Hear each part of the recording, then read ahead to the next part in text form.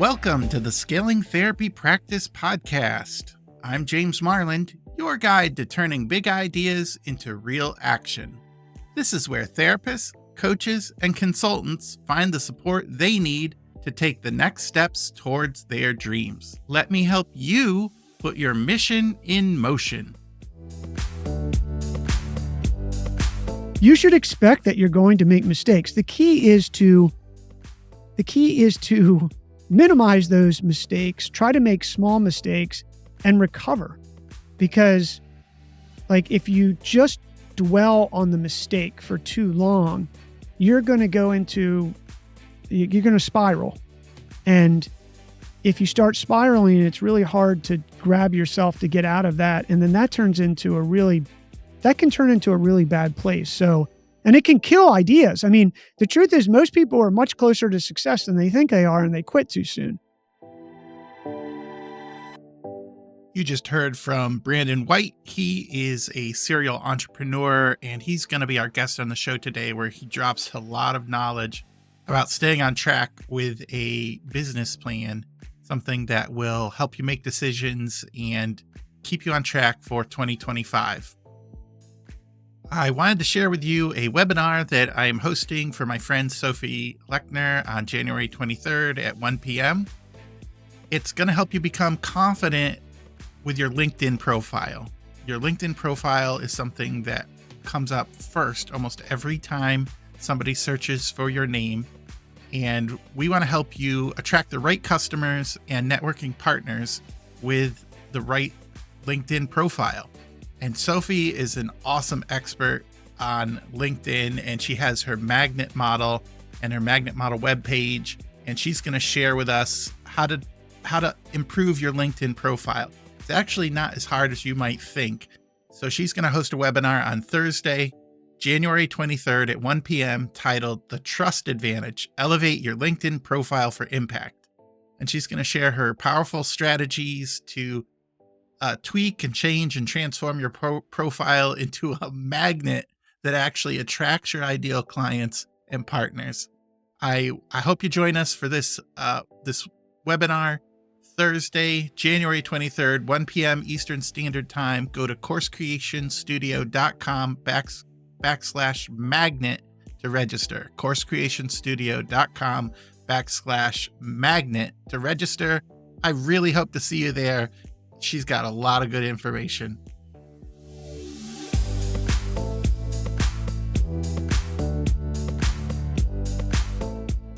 Hello, and welcome back to the Scaling Therapy Practice. This is your host, James Marland. This is the show where we empower mission-driven leaders to launch life-changing online courses. Really happy to introduce my guest with you today. His name is Brandon White. He's an entrepreneur and investor for over 25 years. He's the host of the Brandon White podcast. He has a lot of information about businesses, automation, business plans. We're going to talk about that today. Brandon, welcome to the show. James, thanks for having me, man. I'm excited to be here. So we were talking a little bit about where you're from and how you got here, and that you've been podcasting a very long time. Why don't you tell us a little bit about yourself? Yeah, sure. I actually don't think I have 20. I think I only have 20 years experience. I don't know that it would age me that much, but maybe it does. I started my career in 1996, building what became the largest social networking and e-commerce site for sport fishermen on the internet.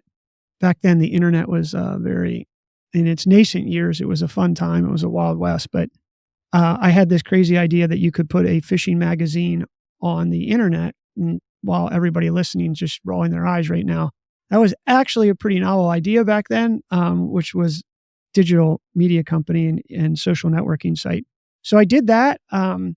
Cut to the chase that was a bumpy road, but I had bootstrapped it, started my spare bedroom. I raised money for it, had a chance to sell it. The investors said no, and sell it for a lot of money, tens of millions. The board said no. The market crashed in 2001, and I bought the company back from the investors and decided that I was going to still run it. I was going to run it as a side hustle. I decided that the internet was not going to go away.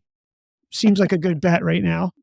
Fortune teller. sort of like my investment in Bitcoin 11 years ago. But so I bought it back and I ran it as a side hustle. And then I went into venture capital. I worked for 2 venture capital firms investing in the internet, enterprise software, analytics. I did a quick stint, I think a year and a half or so at America Online, which was a really fun time to be at America Online. Some people listening to this might not even remember AOL, but AOL was effectively the largest, not effectively, it was the largest internet company in the world. And it was just a wild time. We were printing money. I think when I was there, we were throwing off $1.9 billion of free cash flow. And we were effectively 40% of the internet's backbone at the time. So crazy ride. Went back into venture capital, decided to go to business school, came out of business school, still running the fishing site on the side, and decided that I was going to build a business plan, which we're going to talk about today. And I wanted to sell it within 5 years. In that time, I used the capital to build another enterprise software company, which was, it started out as an automated CRM, customer relationship management tool, which your listeners will know, keep track of your customers. And it turned into an analytics platform that the US government invested in, and it became an analytics tool. And then I sort of had a wild ride from there. I built a software engineering company that worked in the US government on classified projects. And then I most recently was the COO and CFO of a bond management company. And now I do a lot of things, one of which is a partner at Third Brain, where we do AI and automation stuff. But all that to say that I tried to do that in 2 minutes, but I skipped over like the 10 strikeouts I had, James.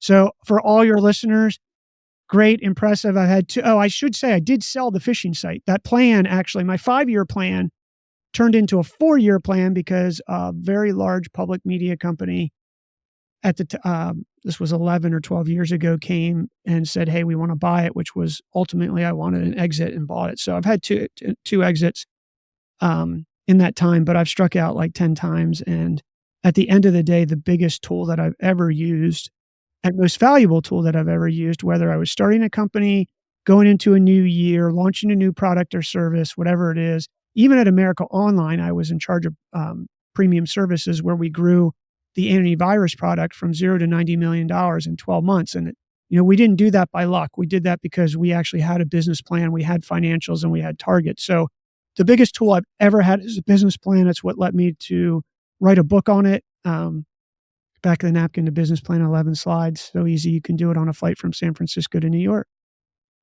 Great. Yeah. For the video watchers, there was the book.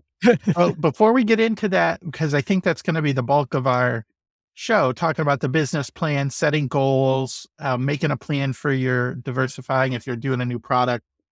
You said something that is one that piques my interest all the time, is like learning from your mistakes and taking some of your mistakes and rolling it into the future. Because for many of us, I'm raising my hand here, starting something new is pretty scary. Like starting out and putting yourself out there and making sure, not knowing it's perfect and it's kind of foggy is scary. And so for many years, I was like, well, I'm just going to take a paycheck. I'm just going to work for somebody else and do that job. And that's safety until it wasn't safe anymore. So just if we're having coffee and you're telling me, one of the things I learned from my mistakes, how would you fill that in? Gosh, one thing I learned is I expect them now. Like, Okay. I mean, the bottom line is you have to expect that you're going to make mistakes. Like even today, James, like you're talking about that. And I have a side project called Trevally, which you and I didn't talk about, but it's a contacts manager, a personal contacts manager that nobody has fixed this problem. My wife and I have had the problem forever. I didn't know the plumber's number when she was away. Like, why can't she share her contact with me? And why isn't it up to date? Like, so I'm just using that as an example to say, like, even today, after after, the guardian angel that I've had and the successes I've had, and the way too many mistakes I've had, I still have those feelings. I'm like, "Oh my God, I cannot put this product out there. People are gonna Yeah. judge me," right? Like, and and I can't make any mistakes. I don't have time for mistakes anymore, and Hmm. just having a lot of anxiety. And I ride road bike a lot, and that's really where I get a lot of my thinking done, and just my fitness and health for stay healthy. But you should expect that you're going to make mistakes. The key is to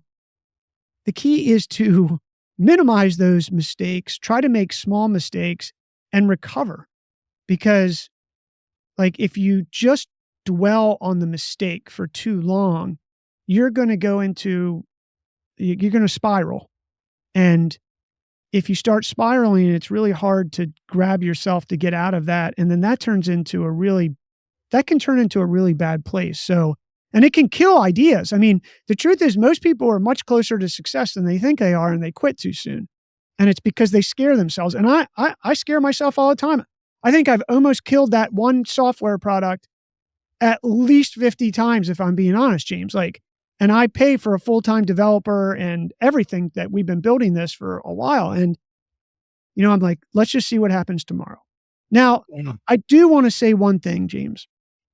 There comes a time, and I help a lot of entrepreneurs, and I've taught a lot of entrepreneurs, at least trying to help them avoid mistakes, is there comes a time when you do have to realize, like, maybe this business thing or this idea or something isn't going to work. And I don't have the magic formula for that, because like I said, so often, I've been so close to success, and had I quit, like, would have never if I had quit that fishing site, I wouldn't be here in a studio at my house in Half Moon Bay on the ocean. Like, it wouldn't have happened. Now, I may have gotten here somewhere else some other way, but right now I can't really see that, right? So, I think I can't give the advice of what that is. That was a really long-winded No, answer to I your I love it though. I love that advice, expect mistakes, because I have the perfect number fallacy, like everything's gonna work out fine. It's gonna take 1 hour to do this task and 1 month to do this and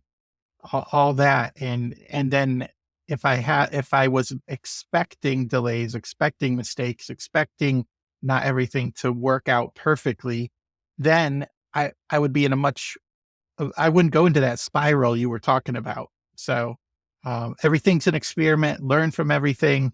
I really love that advice. And don't be afraid to make mistakes. So we were going to talk about business planning because we're recording this at the end of the year of 2024, and people are making goals, and maybe the part of their goal is to diversify into a new product, or maybe they don't have a business plan and they're like, "Oh man, I wish I felt really secure in my steps, but I don't have a plan, so I'm just sort of like doing stuff that I hear on the internet, maybe on a podcast." But you have some real world experience, and you've taught people this process of your business plan, and you were going to be gracious and share that with the audience today. Yes. So it is everybody gets excited about their ideas, James. And this is like I used to think I thought I was going to build a business actually after a few years ago, many years ago. And I was like, oh, I could just help people write business plans. But it turns out people hate writing business plans. It's They, true. they, they, It's they, true. so for all the listeners, like, you may hate this, but I promise you, if you go through this exercise, and I spent a really long time making this simple. We're going to go through 11 slides today. I'm going to go through them pretty fast. I'm not trying to hold anything back. You can buy the book. And if you don't want to buy the book, you can just Google business plan podcast, and I put it all out there for free. So you can go into more in depth than James and I are going to be able to go into today, just because of time. Just because we only have so much time here today. But I just want everyone to know that. And I made it really simple. Most business books, James, I don't know if you're aware, about 60,000 words. My goal when I wrote the book was to get it in under 30. And I think I got in at like 24,000. And the reason is I just want to make it simple. So if it's okay with you, you can stop me. I know we have time here, but I'm going to roll You're through these good. slides. So, your first slide is really your elevator pitch. And your elevator pitch, although it's your first slide, you want to take a crack at the elevator pitch in the beginning, but it's going to get better as you work through the following 10 slides or so. But you got to have an elevator pitch, and people talk about this, James, but people really don't have their elevator pitch. Like, a good elevator pitch is, we fix bad haircuts. Like, that's not a good elevator pitch. That's a great elevator pitch, right? And there, you got to be able to be very succinct. I will mention some mistakes here that people make. People always start out with their name. They always start out with their story, and they go into it because they're passionate. And I got news for everybody listening. Nobody cares. The only thing people care about is what problem you're solving, and do you have a solution to it, and does it apply to them, and can it make their life better? And only then, once you've earned that trust in that elevator pitch, do you get to talk about your name and your story, and you only get to talk about that because they ask you. So that's a little bit on the elevator pitch. We're not going to go deep. We can come back to it if we have time, but you really got to have your elevator pitch, and it really needs to be less than 15 seconds. If it's anything like, you can have a 15-second version, a 30-second, a 45, and a minute. But think about it. Like, if you're just meeting someone who's pitching you a product, I mean, most commercials on the commercials aren't even 30 seconds, right? So, or they're not a minute for sure, or your attention isn't going to last. In today's world, everybody's scrolling all the time. You just don't have it. So you got to get an elevator pitch. Your next slide is your problem slide. And it is a very, very simple formula to come up with this. A person does X, their pain is, existing solutions are broken because. You can literally just write that down on the slide and fill it in. Again, a person does X, their pain is, existing solutions are broken because. That's it. Like, that's what we're all solving. I don't really care whether you're selling a course, you've got a new dog toy that you're making, a new piece of software, whatever it is, or a service that you provide, you can break it down into that format. Yeah.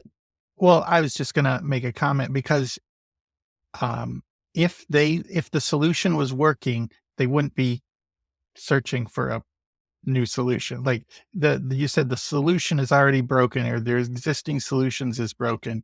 So for example, my audience, the therapist who is working, they can't work any more hours in the day with seeing people, but they're not getting ahead. What is their solution? They could raise rates, but there's only a certain amount of time you can raise rates. And what if they don't want to hire too many more people, or they don't want to invest in other things, so they don't want to, do adjunct teaching or whatever? What can they do? One of the solutions could be to diversify into online course material or cohort type coaching classes. But that only comes into play for me. I need to find the people who the solution of, grinding out a 60-hour week, seeing people all day long isn't going to fill that's their problem. The problem of seeing their family, or burning out, or not being with the right people all the time. Like that is for the person whose practice is going great and they love it and they would rather work 60 hours a week doing that. This isn't the solution for them. So I don't know. I just like that point about the solution is broken, or what they've already tried is broken. Yeah. I mean, if you're doing and I have a master's in psychology, and I didn't, with a concentration in counseling, I didn't go into the counseling, but I do understand it. You could apply this to yourself as a therapist.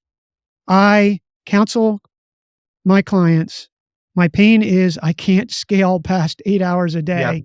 And my Yep. the existing solution of doing 8 hours a day is broken because I can't scale myself. So I'm going to create a course that works for me when I'm not working. So you could apply this to yourself. So there you go for your audience out there. Thank you. That you could do that. And then you get to slide 3, which is the solution. And we fix that, or, because with X, and it provides XYZ. In this case, if you're doing a course, we fix it with an online course that's self-directed with a 1 hour office hours a week. Now you could serve 20 clients without having to meet them for 20 Right. hours and meet them 1 hour a week and do that. So, and whatever that solution is. So whatever you're doing, that is your third slide. Your fourth slide is what's the market? So what type of therapist are you? Are you going to define the market by geography? Are you going to define it by discipline? Are you I'm making this up. I just Sure. because I'm thinking of everybody in my psychology master's degree who became psychologists. I mean, we have an industrial psychologist, right? So that would be the market. We have a eating disorder one psychologist that comes to mind. I mean, there's family therapy. There's just 100 different things, different markets. But what is that market? And you've got to be able to define it. And the mistake everybody makes here is they go to, well, I'm making this up, James, 100 million people in America who need therapy. And like that's not your market. Your Right. market is I live in Hanover, Pennsylvania, and I'm going to service people within 30 minutes. And then you're going to go to the US Census. You're going to look at how many people are around there. You're going to see if the economic department or somebody has some health metrics around that, or you're going to use a general metric that you looked up and apply it. And then you're going to figure out what your market is. Then you're going to figure out how many other therapists there are in the market so that you understand your competition, which I've jumped ahead to 7, but it does relate to your market. And then you're going to figure out what your a serviceable, addressable market is. And there's a way to, you basically want to get as small as possible. Whereas the mistake is everybody's like, there's 100 million people in the world. I'm going to get 1%. Like that's not a strategy. So that's slide 4. Okay. Slide 5 is how am I going to go to market? So if you're doing a course, how are you going to get your course to market? Are you going to market that? You're going to do organic posting across social media. And if you do that, you're going to need to figure out how many impressions you're going to get and then what your conversion rates, because that's going to feed your financials in slide 8 that's coming up in a second. Or are you going to do Facebook ads, Instagram ads, Google ads? Are you going to partner with people? Are you going to partner with influencers? Are you going to partner with other practices that don't have courses that they could refer people to? How are you going to go to market? That is literally how you're going to let people know about your product or service. And it's very specific. Number 6 is traction and milestones, your slide 6. So what traction do you have today and what are your milestones? And you got to be very specific on your milestones. I would set 1 month, 3 months, 6 months, and 12 months, and then maybe one far out, but you're always focused on 12 months or less because that's really what you have visibility on. Number 7 is your competition. So who is your competition? If you're an online course creator for, let's see, if you're an online course creator for, I don't know, eating disorders or weight loss, how many of those are there out there? What does that look like? Where are they posting? Maybe nobody's posting on Threads, but so that's your opportunity, because you can figure out who your competition is. You figure out what they're charging, all those sorts of things. So who are they and where do you fit in that whole landscape? And that kind of ties in with number 4, who is the market? Because the better you Well, can define that, if you're going for eating disorders, there's so many, there's people might not know specifically who it is for. Is it, I'm not an eating disorder a, therapies, right? therapist, but, like, is it for women, men, older, younger, athletes, nervous people? Like, what is the reason for the eating disorder? So if you can find who you work the best with, that makes it easier to stand out from the competition, where you can do things that they can't do and talk to those people in their type of language, their specific problems, that the other people who are just doing a general, we do this type of disorder or this type of problem, can't even touch. Yeah, you're absolutely right. And all these, they're in the order they are because it's what you're really, if you step back and at the end, we'll go through it real quick and everybody will see that this is a story. Business plan is a story and Mm. stories have structure, right? I mean, you go to Star Wars and you're like, there's an opening slide in the the rebellion is coming up, and the problem is that Luke Skywalker struggles with his past. I mean, I could go through the exact story journey is in the analogy to a business plan. And that Yeah. is, and it doesn't mean you're not going to go back. Like we said, James, you're going to go back to slide one. Your elevator pitch is going to get better because you got better fidelity at your attraction milestones and competition, for instance. So it all builds on one another. And I think that's a good point. I do want to say it's not, okay, I got my problem slide. Now I go to my solution market, go to market, and I don't go back. You do go back. In fact, the business plan is a living, breathing thing that probably changes every few weeks if you want to use it as your backbone to your business. So let's just do a quick review. We did the opening slide, we did the problem slide, we did the solution slide, the market, the go-to-market, the traction milestones. Number 7 was competition, and now we're on 8, which is financials. This is the one that everyone really hates and avoids more than they do the whole business plan. But if I'm going to tell you right now, I'm going to tell all your listeners, James, if there's only one slide you do in this, do your financials, because the whole business plan is actually in the financials. People don't understand that initially, but it is, because your cash flow statement is in there.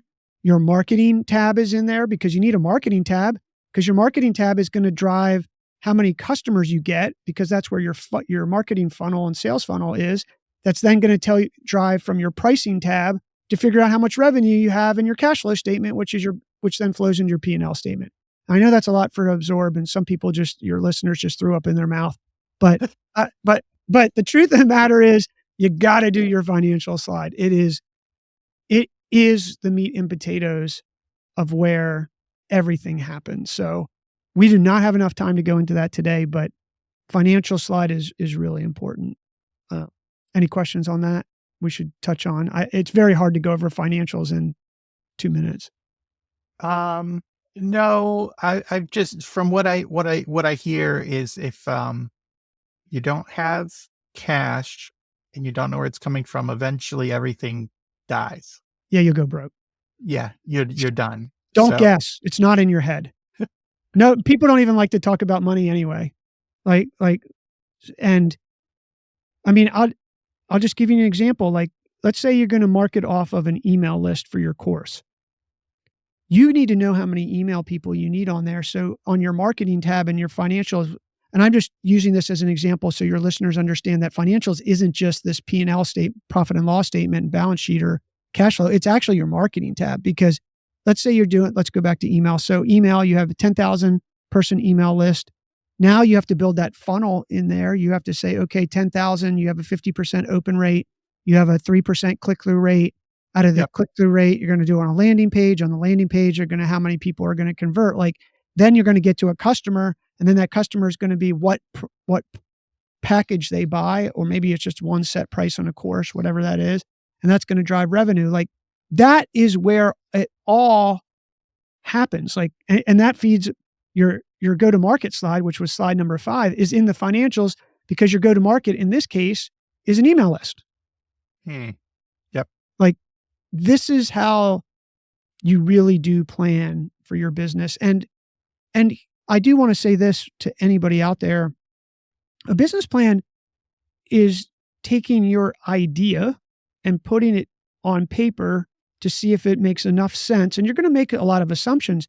But, a business plan might save you money, because you figure out that the business that you were trying to do isn't feasible, because you're making a widget for $10 and you can only sell it for $8, or your profit margin's so small that, it wasn't worth it. So these are the type of insights that you're going to get. So it can save you time and money too. I don't want to go down that rabbit path, but just wrap up with, your money tells a story. It puts its concrete evidence of what you actually feel or believe or do, or what your business can do.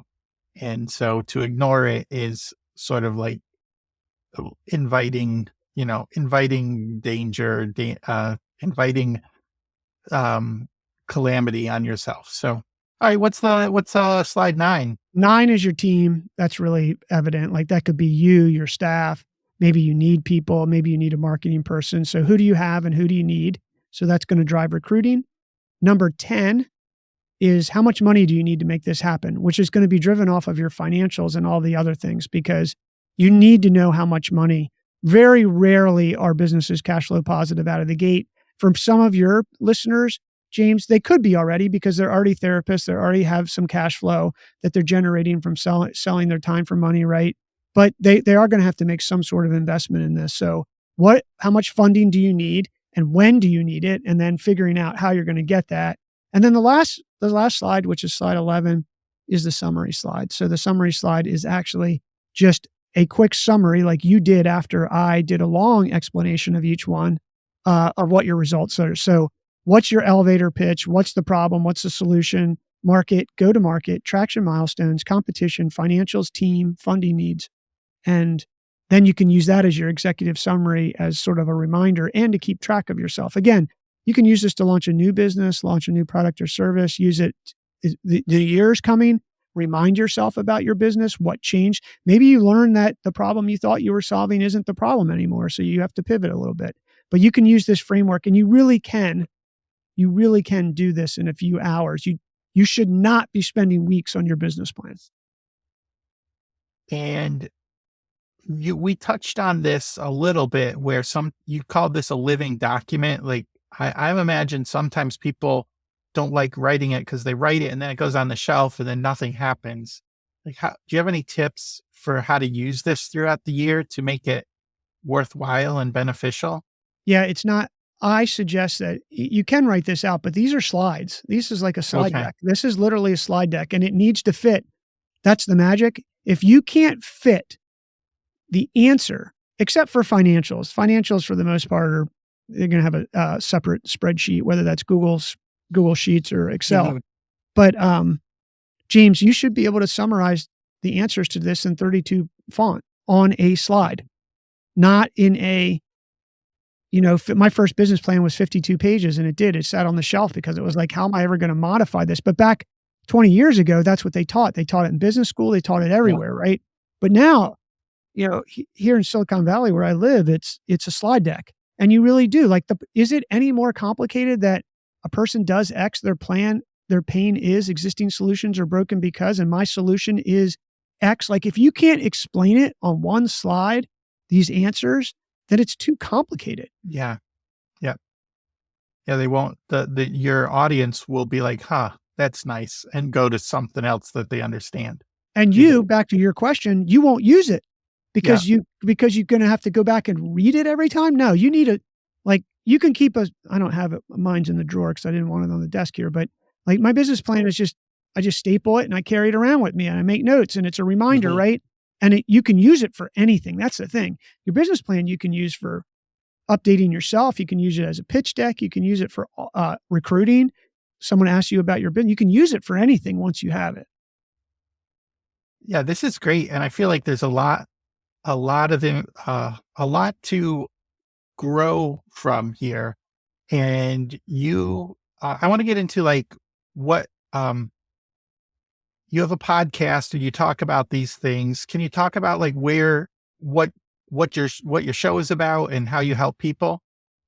Yeah. So I guess I sort of a podcast. Maybe I'm addicted to podcasts. Maybe I need some therapy, but, no, actually what I realized is a podcast need to be very specific. So the Brandon White Show is a show. It has over 500 episodes. I talk to people. I started doing business stuff, and then I just decided I want to talk to interesting people. So it's had everyone from Steve Case, who is the founder of AOL, America Online, to other well-known entrepreneurs, to famous venture capitalists, to professional athletes, to a tea reader, to a Navy SEALs, an A-10 pilot.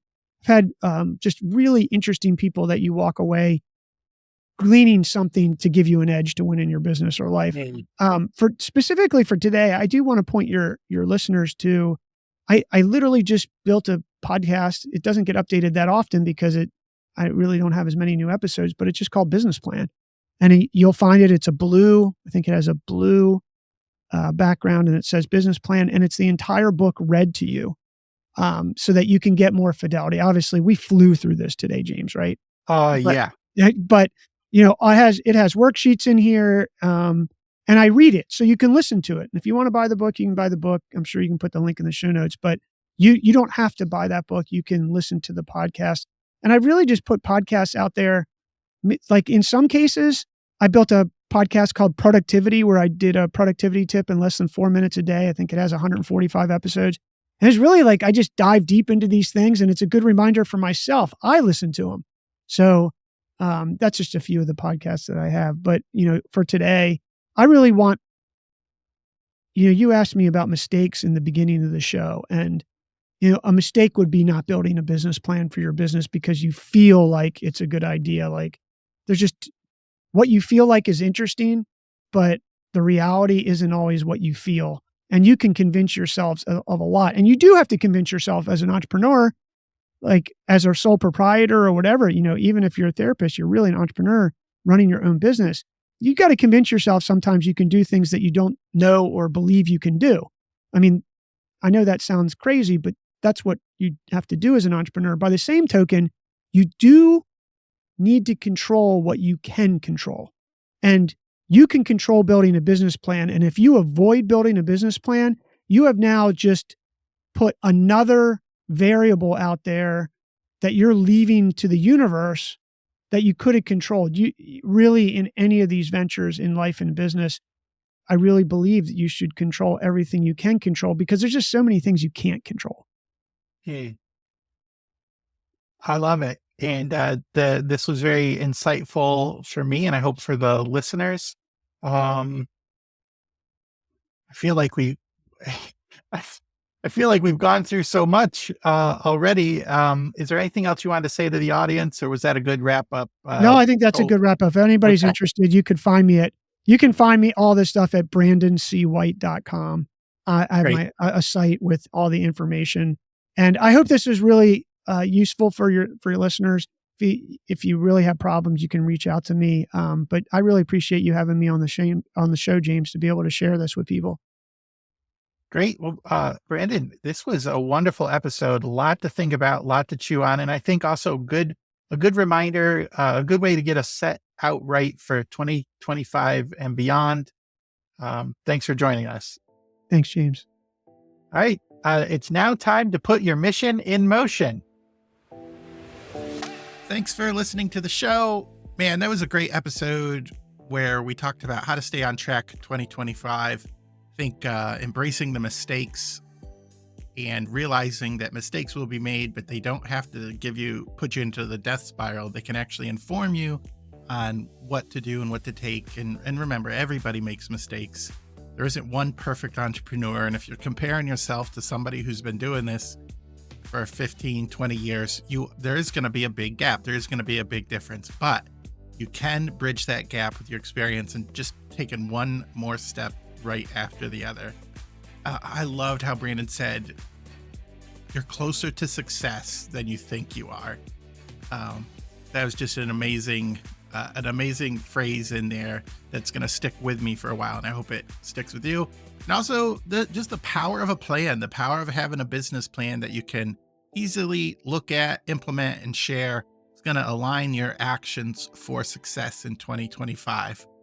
I wanted to remind you of the resources mentioned in the episode. Hey, make sure you sign up for that, the LinkedIn profile, making an impact with your LinkedIn profile webinar. And that's going to be on coursecreationstudio.com/magnet. And that's going to be Thursday at 1 p.m. It's Thursday, January 23rd at 1 p.m. Eastern Standard Time. Don't forget to sign up for that. But you can also visit Sophie on her Magnet Model webpage. The links for that are on the webinar profile, or the webinar landing page. Brandon has that book, Back of the Napkin Business Plan. It's a great tool for those looking to simplify the business planning process. And guess what? If you don't want to buy the book, you can just subscribe to his business plan podcast, where he will go into much further detail about the business plan. Also, check out the Brandon White podcast. He's been podcasting for a while. He's got a lot of experience. I know you're going to enjoy that show. For those interested in those resources, they're going to be in the show notes. Just go to coursecreationstudio.com and click the blog page. It'll be in there. It'll also be in the podcast show notes. Brandon, thanks so much for being on the show. Listeners, You have a calling, you have a mission. It's now time to go put that mission in motion.